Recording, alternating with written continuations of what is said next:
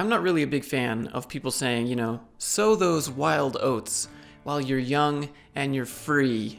You better have all that fun in college while you can, or you better have all your fun while you're young. Take that gap year and find out who you are while you can, just like they're implying that life is about to get a lot more boring and a lot more monotonous. If you hear that sentence from people, you better have fun while you're young and while you can, you're hearing that from people who've accepted defeat in life. Why should the only time that you're allowed to have fun in life be when you're young, and be when you're in college, and be when you're a kid in high school? Why should that be the funnest time of your life?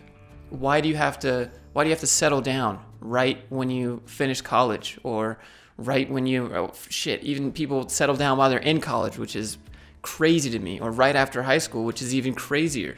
If you're one of those people who chooses to settle down, get married, have kids, get the house with the white picket fence, great, fantastic. But I think the majority of us go down that path because that's what we're kind of supposed to do, right? We're just supposed to finish and then pop out some kids, get that fenced, and then insert Disney movie line here, happily ever after until we're 65. But that's crazy to me. I'm 29. I don't have kids. If you count this fuzzy thing and this fuzzy thing as a kid, I don't want to get married. I've been married. The idea of settling down to me right now, especially at 29, is insane. This is just the beginning. I'm just getting started. This is the warm-up round for me. There's so much in this life that I want to do that 2 weeks paid vacation every year is not going to let me do it.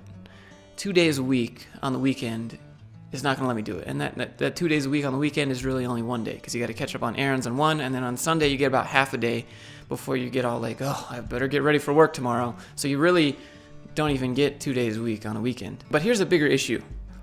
From the beginning, from like little kids in life, we're told that, just pick something, or what do you want to be? And when you're a kid, you have 10 different answers to that question. One day you want to be a space pirate.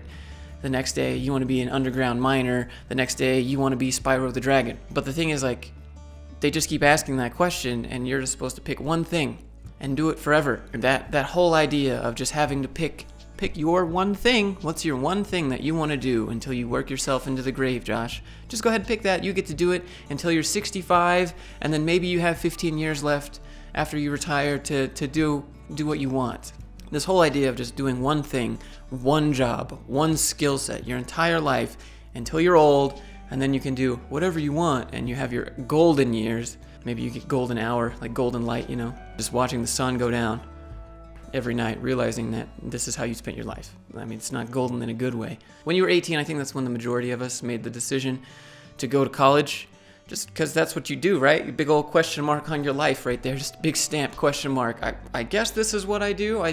I think I'm supposed to go to college, right? Or maybe you didn't. Maybe you decided to go to work, or maybe you decided to go to a trade school. But if you were one of the kids who didn't go to college and you didn't go to trade school, you just took a job, you start working, you start making some decent money, but you're not aware that money is not going to scale into the future, and you're going to have a really, really, really hard time in the future getting another job or being able to learn another skill. And you've only been working at one company. This happened to a lot of kids in high school. They just got a job at like Comcast, only need a high school diploma, and they started making $22 an hour, which is pretty great straight out of high school. Yeah, that's a lot of money. But what you don't realize is that money has a cap on it, and your max is going to be like $26 an hour maybe in 30 years when you get there. And now you're really stuck doing one thing. But now you have kids, and now you have a wife, now you have a mortgage payment, but you don't have enough money to stop working to go back to school. So now you're really stuck. If you were the kid that went to college, you have to go, at least in America, you have to go through that broke college phase of having no money and eating ramen noodles every day and wondering how you're going to get by. If you're in the US, it's just student loans on more money, but you don't understand the gravity of that situation when you're so young. How can you know what you want to do when you're 18? But that's kind of just, everyone's doing it, right? Like life's going by, everyone's doing college, I guess I'll go to college too. And you don't understand the gravity of that situation. You have no idea what that means when you take out a $100,000 loan to get a degree in underwater basket weaving, or more often known as business administration or philosophy, or mass communications. Just some silly degree that doesn't really have any job opportunities and doesn't really give you any skills that you can learn on your own. So when you finally get that first job out of college and you're so done with being broke, so done eating ramen every night, so done dealing with teachers that give you crazy homework that don't even teach, and you're just so done and ready to move on to the next phase, and you finally get that job, of course, the first instinct is to be like, wow, this is way easier than college. Like, this is way easier, and I'm getting paid baller money to do this. I'm just gonna ball out and start buying everything I can because I have money now. This is a mistake, in my opinion, and for some, it will be easier to do than others. If you were raised in a frugal family, it's probably easier to live frugal moving on. Or you were raised in a frugal family and you're so done with being frugal that you just wanna ball out. But don't do it. Live like you're in college, even when you're not in college. Live well below your means, even when you're not in college. And it's really hard, especially when you see the stacks piling up for the first time in a long time, or for the first time ever. Instead of asking yourself the question, what's the first thing I'm gonna buy with that fatty paycheck? You should be asking yourself, is this what I really want to do? Let me just take a second here. Is this what I want to do with life? I finally made it here. This is my degree to do this one thing. Believe me, I understand. It's really exciting. It's really easy to get caught up in that. Like when you're first applying to the job and you have to go through this arduous process of getting the job and going through all the interviews, and then you see all these cool perks and you're so invested and you finally get that job. Of course it's exciting. I understand that.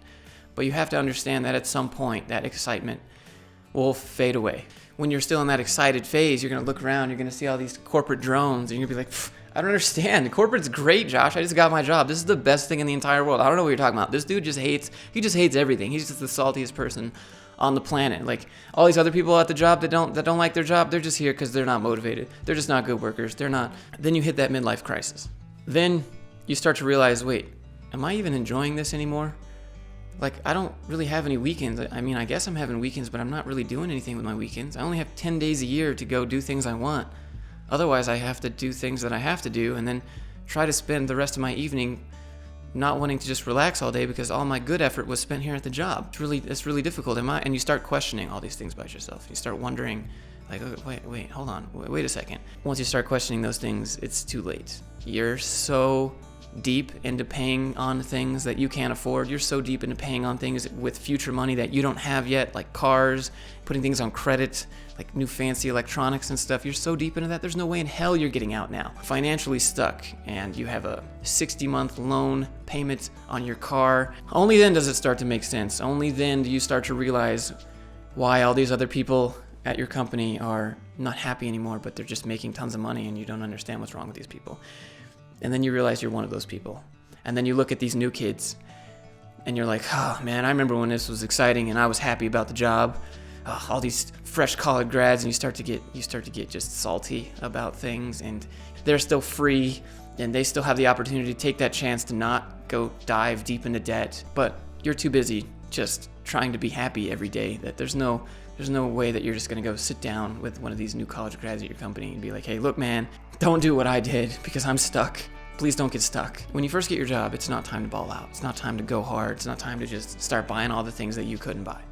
It's time to test the waters. Time to do a little taste test. See if what you're doing is what you could be doing for a while. See if this is actually what you like. See if this is something you can tolerate to make money while you figure out what you want.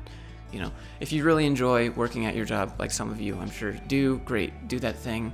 More power to you. I just think that a lot of us end up just kind of tolerating a job or looking for a job that we tolerate just so that we can do the things that we want to do a couple days a week or on our vacation. But for me, that was never enough, and I don't think that you should settle just for that either. So kind of circling back to what I started with on this video, do you have any idea what you want to do forever, 100% when you're 19 years old?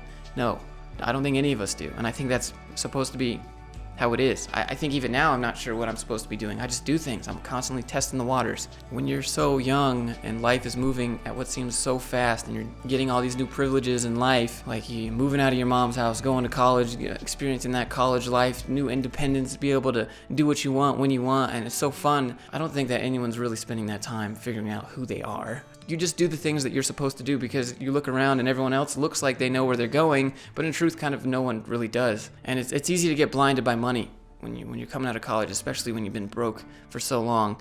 And once you have that breathing room in life, once you get that job, it would be my suggestion not to go and ball out. Take that minute, decide is this who I am? Is this what I want to be? Like, I don't have to think about putting money in the bank. I don't have to think about putting food on the table. I don't have to think about how my rent's getting paid or my phone bill is getting paid. I don't have to think about these things. I'm comfortable, but the solution to being comfortable isn't to buy more things to make you more comfortable, because I bet they probably don't increase your happiness, because you're not going to really have that much time to use them. Instead, what you should ask yourself is like, hey, what did I really want to do way back when? You have time to think about yourself for once rather than just your bank account. And that is what a lot of people skip over at first when they get their first job, and they end up only realizing that later when it's too late and when they become financially stuck. What actually makes me happy? If my bills were paid, not that if I had unlimited money, but if my bills were paid, what would I be doing with the free time? Would I still be showing up to work every day? Maybe. If you were, great, good for you. But I think for a lot of us, we'd probably be doing something else. That's kind of why I always say it's great to get a job, but don't get comfortable, and then figure out what you want and go do that thing. And code and technology in 2019 is a great way to do that. A lot of people are like, hey man, do you think it's worth it to learn to code because I could get a good job doing this, and that? I'm not particularly passionate about it. Great. You don't need to be passionate about your job. All you need is enough money to be able to think about yourself for a second. And why is that so wrong? It seems like in 2019, it's just so wrong to just stop and think about what you want in life. And I think that's what's so great about code and technology and programming and in general, is because you can bring yourself up to a better life where you have that moment to take a breather and be like, is this what I actually want? Because the job's not so bad. The job isn't draining you. You're not having to work 120 hours a week. You're not out digging ditches. Nothing wrong with that. But I'm saying, you're not so physically exhausted and mentally exhausted at the end of the day that you can't do anything else, and you're like super trapped. So code and technology is, and so I always suggest, great, go get that code job. Definitely go do it. Learn some more skills. Figure out the things that you actually like to do. And then maybe you'll come up with an idea of something else that you want to do.